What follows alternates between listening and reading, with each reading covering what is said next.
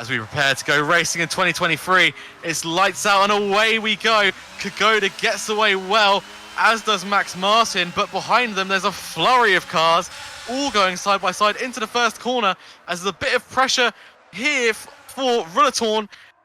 FICO and Lennart battle away through the second corner. We've got a yellow flag already, some contact further behind, one of the Aston Martins lagging behind a bit at the back.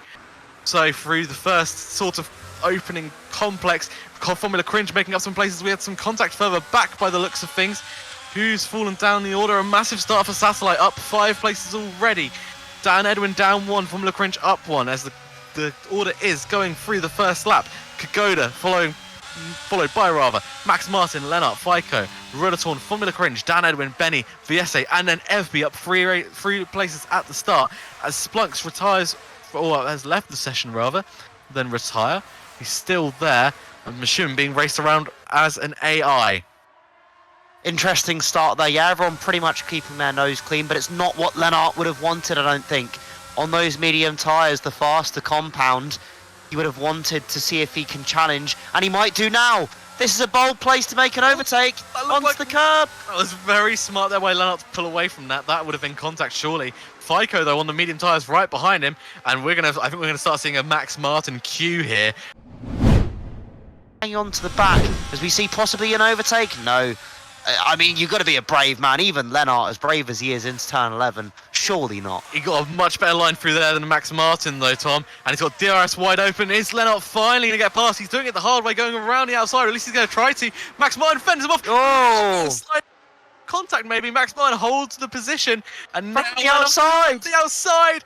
And he's going to hold it, but FICO's also going to go down inside here. It's very nearly contact. Rullatorn's going to catch right up to both of them. And now we've really got a battle on our hands. All 4 cars covered by just about nothing. Of all on track right now. And there's a spin in the background. Oh. And that's VSA's gone just about, not quite into... Oh, now he's crashed into the barrier though. Oh, that very close escape for Alex. And it's not going to be a close escape for Splunks though. Goes straight into VSA. Oh. That's surely going to be a full course safety car. Not what Kagoda would have wanted. Here comes the Aston Martin safety car, in fact, on cue. So, here goes Kagoda then. He's picked a great time. Look at that gap he's already got to Lennart, and Lennart's going to be under a bit of pressure. Oh. FICO still weaving around as they cross the start-finish line. And some yellow flags. Assumably just the driver's lagging behind a little bit. But very well timed by Kagoda. It's worked for Lennart as well. He's got a bit of a gap to the Red Bull behind. But FICO and Dan Edwin both looking to make moves on the Red Bulls that sit in front of them. Speaking of medium runners, Lennart is the first driver of the top lot to pit. I think that's got to be a smart move from Lennart. I think he realised I'm probably not going to be able to catch up.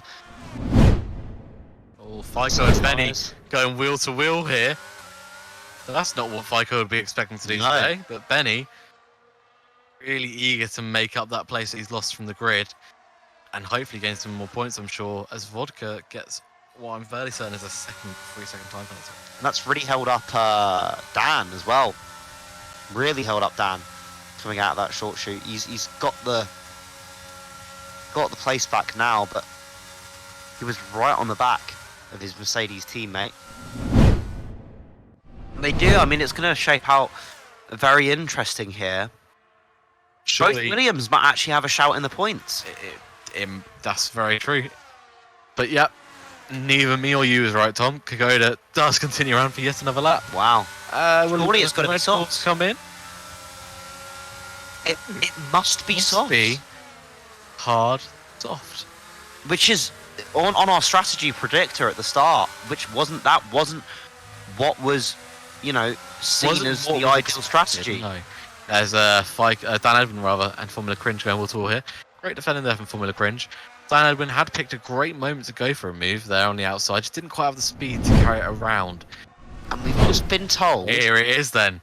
It's going to rain. A bit of rain. Wow. A bit of luck maybe for this free. Because it's going to be an old style. It's a little bit too early for an old style SFR gamble. Because sometimes we get drivers who stay out all the way through. Lennart The only way Lennart can win this race is if he braves the rain and stays on those hard tyres. But DRS has already been disabled. Wow. Max Martin was going very slowly through the final corner, almost as if he couldn't decide whether to double stack or not. He's going to overlap on hards, and if this rain comes out, Lennart pits as well. Rulatorn could move into an ideal position here. Really depends on how quickly this rain comes down and how well Kagoda and Max Martin deal with it. The fact that DRS has already been disabled means it must be developing very, very quickly. Mercedes with the double Everyone stack. going into the pits apart from the top two. And that's almost timed perfectly for Mercedes. Wasn't bad at all. But that rain's come down an insane amount already. It's just like the heavens have opened and down comes an absolute storm. Rulatorn now on the hunt in hot pursuit. Will he somehow sneak the win away here? Will Lennart be able to cancel it out, or will Max Martin and Kagoda get around the lap quick enough to see themselves stay in position? I'm not so sure. Rulatorn is going much quicker than I expected him. The speed advantage, rather, is a lot quicker than I expected. Formula Cringe goes on to full wet tyres, which is a fascinating decision. Be interested to see if that works out for him. It's a very bold call considering the pace that he's had this weekend. I wouldn't think he'd be one of those drivers that needs to take a risk, but we'll see whether that plays out with the way that the race is developing. He goes into the wall. He's really limping his way to the pits, into the gravel trap as well. Rulatorn surely going to get past his teammate. And Kagoda's also having to limp his way through the pit lane. Really struggling there.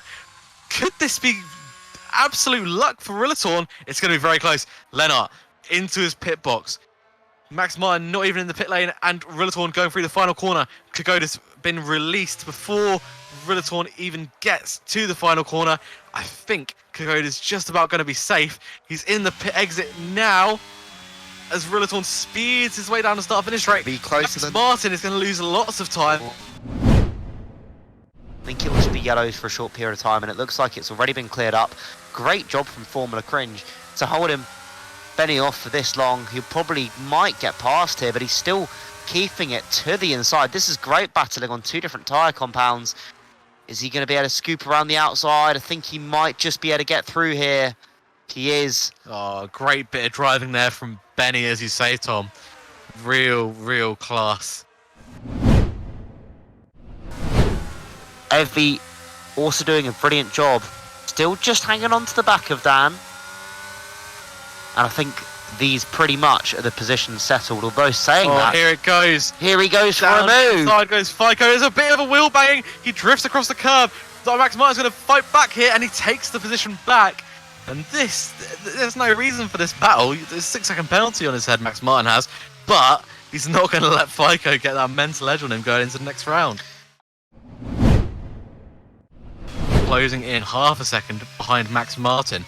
Red Bull could lose positions on track in sync here. Rulatorn's gone miles wide there, and Lennart gifted second place.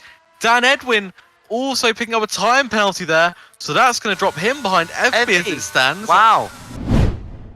Coming onto the scene of this drama comes Kagoda. It's been a dominant weekend where it's mattered. He struggled a little bit in Q1 and 2, didn't quite look like he would have what it took to take the pole or the win, but it's been a dominant display as F1 returns down under. This new partnership starts from the top.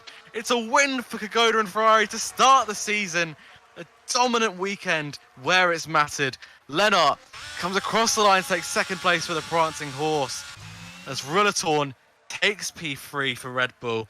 Not quite the end of the race he would have wanted.